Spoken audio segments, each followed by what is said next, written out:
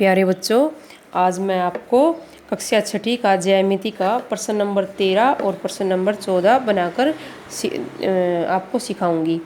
तो सबसे पहले हम पढ़ते हैं प्रश्न नंबर 13। अवकिरण पर प्रकार द्वारा 75 डिग्री का कोण बनाओ। तो अवकिरण लेनी है। सबसे पहले हमें इस तरह से आपको अवकिरण लेनी है बच्चों। वही बात है बच्चों, प्रकार की नोक और ये पेंसिल की नोक हमें बराबर रखनी है। इसको आप इसे किसी सतह पर रख के देख लिया करो कि ये बराबर होनी चाहिए, नहीं तो सवाल बनाने में आपको कठिनाई होगी।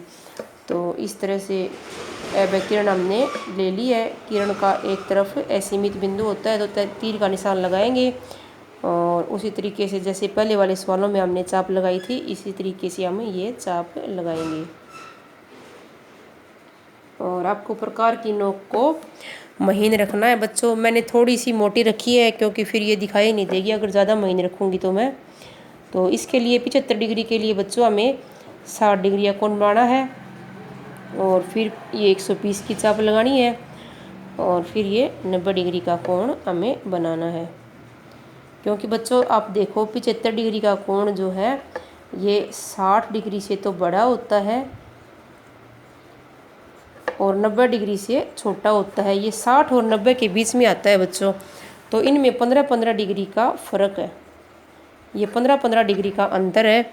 तो जब हम 90 डिग्री का कोण बनाएंगे, एक बार आप ये कोण देखो, फिर मैं आपको समझाऊंगी कि ये यहाँ पर ऐसे किस तरह से 75 डिग्री का कोण बन गया है।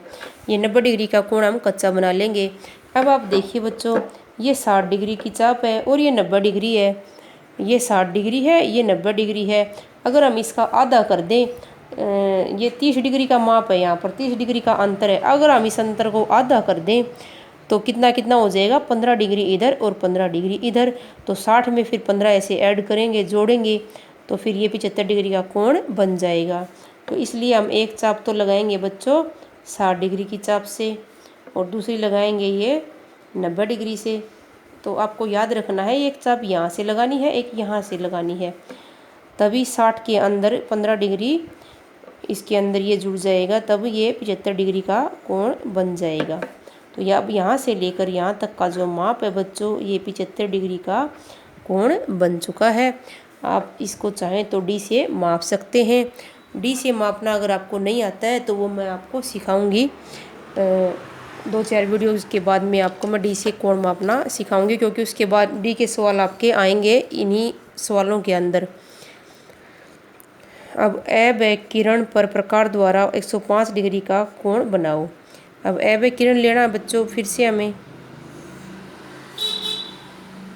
अवकिरण। अब आप देखो बच्चों, 105 डिग्री का कोण 90 डिग्री से तो बड़ा होता है और 120 डिग्री से क्या होता है, छोटा होता है। यानी कि हमें 90 और 120 के बीच में 105 डिग्री का कोण बनाना है।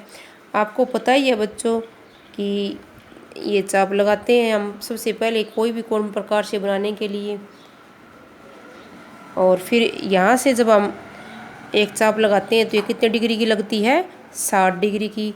और दूसरी चाप जब हम लगाते हैं तो ये लगती है 120 की। तो हमें 105 डिग्री का कोण चाहिए और ये किस किस के बीच में आता है, 90 और 120 के बीच में। यानी कि हमें 90 डिग्री का कोण बनाना पड़ेगा। 120 का तो ऑलरेडी हमारे पास है ही ये। तो अब इसको हम मिलाएंगे बच्चों। इसको कैसा मिलाना है, इसको कच्चा मिलाना है, क्योंकि हमें 90 डिग्री का कोण नहीं चाहिए, हमें चाहिए 105 डिग्री का कोण। तो इस तरह से आपको ये मिलाना है। अब क्या करेंगे बच्चों, ये 90 और ये 120, यहाँ पर 30 डिग्री का अंतर है। इस अंतर को हम आधा कर देते हैं 15 डिग्री, फिर 90 में 15 ऐसे जोड़ते हैं, तब कितना आता है, 5, 9 और 1 10 डिग्री 10। तो 105 डिग्री हमारा यहाँ से आ जाएगा। तो हम इस यहाँ से लेकर इस अंतर को आधा कर देते हैं। एक चाप यहाँ से लगानी है बच्चों और दूसरी चाप यहाँ से लगानी है 120 से, एक 90 डिग्री से और एक 120 डिग्री से।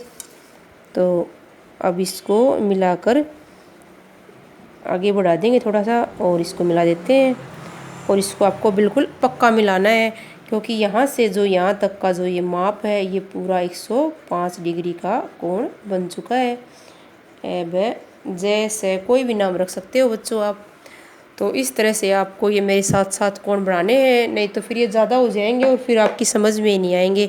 आपको मैं दो दो कोण बनाने सिखा रही हूँ और इनको आपको साथ साथ सीखना है और अपनी कॉपी में बनाना है।